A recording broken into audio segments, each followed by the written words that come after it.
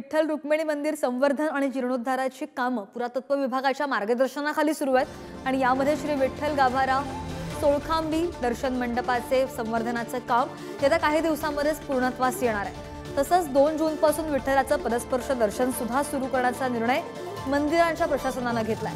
मंदिरामध्ये सुरू असलेल्या जीर्णोद्धाराचं काम किती आणि कसं झालंय याचाच आढावा घेतलाय आमचे प्रतिनिधी माऊली डांगे यांनी।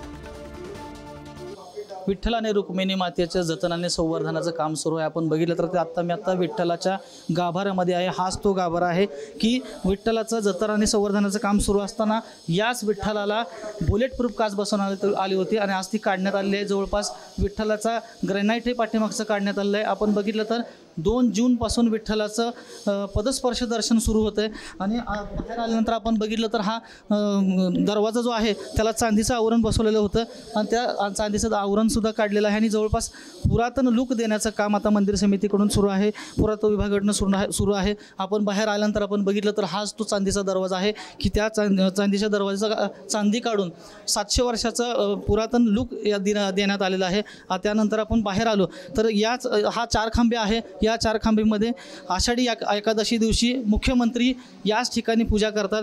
परंतु आपण बघितलं तर हा जो शिलालेख आहे आणि ह्याचा जो चिरलेला होता ते पुरातत्व विभागाकडून आता ते बुजवण्यात आलेलं आहे। आपण बघितलं तर हा जो दरवाजा आहे या दरवाजाला सुद्धा चांदी बसवण्याचं काम बसवण्यात येणार आहे।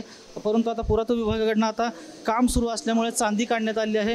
पूर्ण हा दगडाचा पूर्ण 700 वर्षाचं पूर्वीचं जो दगड आहे तसंच आता भाविकांना ते पाहायला मिळणार आहे। एकंदरीत आपण बाहेर आल्यानंतर हाच तो सोळखांबे आहे की ज्या सोळखांबेमधून आपण बघितलं तर गरुड खांब असेल, सोळखांबे असेल याचं काम आता सध्या सुरू आहे। पूर्ण हा काळा पाषाण जसा 700 वर्षापूर्वीचा होता त्याचप्रमाणे आता हा सगळा पूर्ण चकाचक करण्यात आलेला आहे। आपण बघितलं तर हा सोळखांबी सभामंडप आहे। त्या सभामंडपामध्ये गरुड खांब आहे की जिथूनच मुखदर्शनाची लाईन व पदस्पर्श दर्शनाची लाईन सुरुवात होत असते आणि आता हा आपण बघितलं तर हाच तो गरुड खांब आहे की ज्या गरुड खांबाला येणारा प्रत्येक भाविक मिठी मारूनच पुढं दर्शनाला जात असतो। आणि आपण आता हेच आपलं सर्व पुरातत्व विभागाकडनं जतन आणि संवर्धनाचं काम आता अंतिम टप्प्यात आलेलं आपल्याला पाहायला मिळत आहे।